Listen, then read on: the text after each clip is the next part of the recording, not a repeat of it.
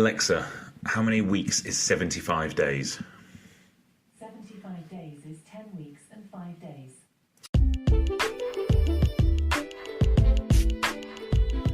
Hello and welcome to the Performance Physique podcast.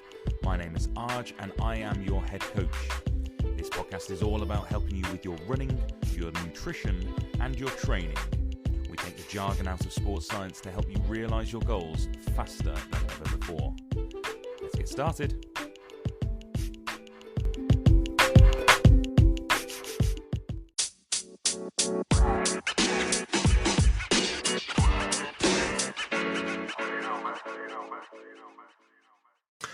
Right. Hello everyone, my name is Arj and I'm the head coach here at Performance Physique and I'm here to help you get ready for the London Marathon. Let's do this.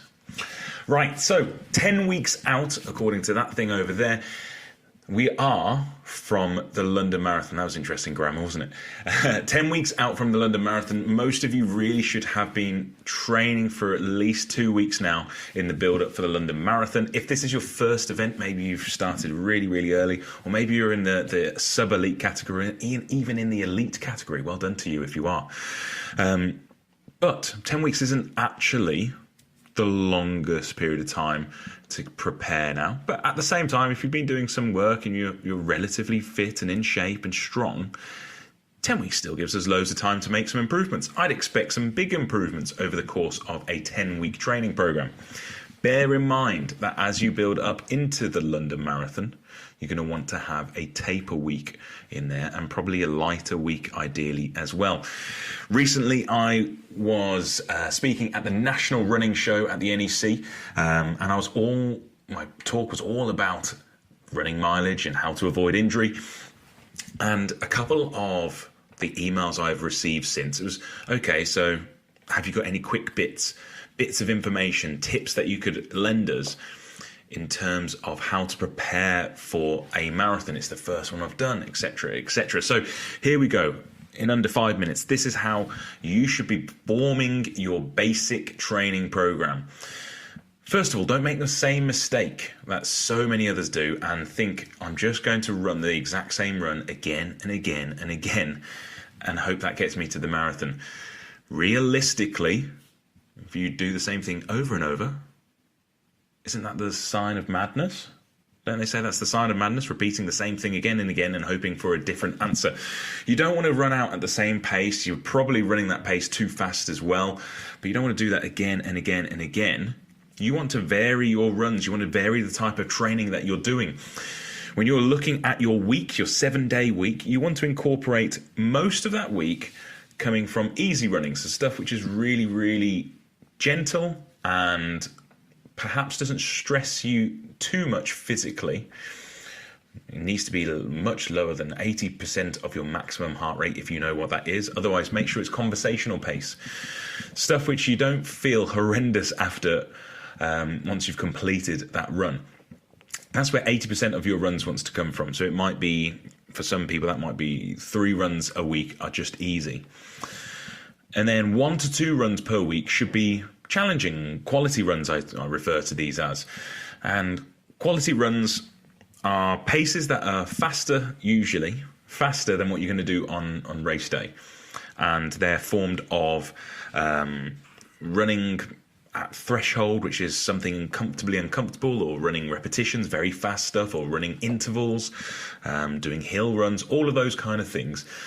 Those formats of training are there to increase your ceiling. I talk about this in my running mileage to avoid injury talk at the National Running Show. It's all about how to form your week. I'll share that one day. So you've got 80% of your week coming from stuff which is easy, which doesn't stress you, which you can have a broken conversation through. And then 20% of your week is slightly faster stuff. Now, these faster sessions don't have to last long periods of time, and you should be taking some easy recoveries in there, whether that's active recovery, so walking or slow jogging, or whether that's actually pretty much sedentary in between an effort. So it might be like a 1 kilometer threshold pace, and then you take 1.5 minutes stationary. When I say stationary, I kind of mean slow walking, or it might be a very slow jog, and then you go and do your next kilometre threshold pace effort again. It all depends on where you are, but no matter who you are, we should all be incorporating some of the faster stuff into our week, as well as some of the easier stuff into the week. On top of this, I expect you, yes, I demand you, will be doing some mobility work and some strength and conditioning work. So mobility can be a 15-minute stretch down after your run, or it might be something dedicated that you like to do on rest day. Yes, that does exist in your week as well. But your mobility should be there to focus mainly on the lower body, your calves, your hamstrings, your quads, your ankles, all of these kind of things. We do incorporate a little bit into the upper body and the abdominals, but it's your lower body which is obviously getting used to a greater amount and having lots of impacts on the floor.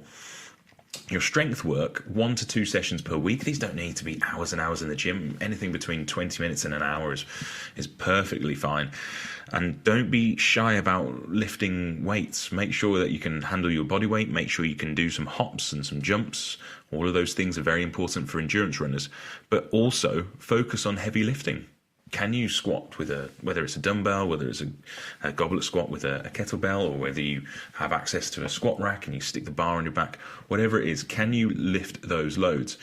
This changes as you get closer and closer to race day, reduce some of the loads, and particularly in the taper week, you're coming off resistance training. You might do a little bit of abdominal work, but mainly it's just mobility and staying active. So that might be on a bike, that might be running, that might be swimming, whatever it is. Make sure that your taper is gentle, but not too gentle so that you feel sluggish. On that note, cross training is really useful. So if you found that you go to a certain point of mileage and you have a history of getting injured, just replace some of that mileage, some of those longer sessions which are easy efforts, by jumping on a bike or a cross trainer. Those kind of efforts can help maintain your aerobic system whilst allowing you to still make moderate gains or stay on feet as such if you're on a cross trainer, for example. When you're looking at that marathon day, it's also important that you practice your nutrition, so training the gut.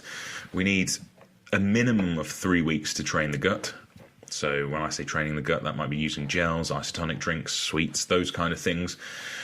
And you want to be practicing every single run, which is over 1 hour. You want to start incorporating those kind of gels in. So if you're approaching the 1 hour point on a run, you need to have taken a gel out with you. No need to really go beyond 2 gels in one intake, particularly if this is your first time. You want to stick to 1 gel or maybe half a gel if you know you'll have gastrointestinal discomfort. It's a very fancy word. Basically, you don't want to be that person who needs to go and run into the bushes because you've had too many gels, okay? It's not very pleasant. We know what happens. But if you form your week of these things, making sure that after 2 to 3 days you have a rest day, 2 to 3 days you have a rest day, that is the best way of avoiding injury whilst benefiting your physiological adaptation towards the marathon. Now, you're asking me, how do I increase my mileage then? Well, I've spoken about this many, many times. There are lots of different methods, such as the 10% increase rule. I like to do one where you basically look at your weekly mileage, you perform that weekly mileage for 3 to 4 weeks, and then you increase your total mileage just by the number of runs you've done. So if you've done 4 runs per week, you're going to increase your weekly mileage by 4 miles.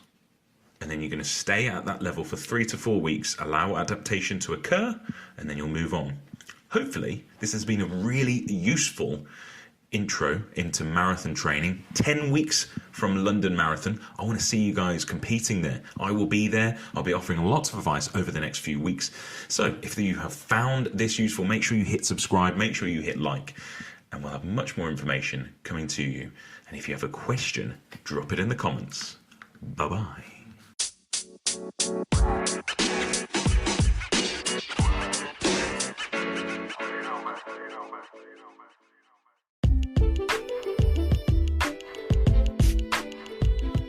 Hello and welcome to the Performance Physique podcast. My name is Arj and I am your head coach. This podcast is all about helping you with your running, your nutrition and your training. We take the jargon out of sports science to help you realise your goals faster than ever before. get started.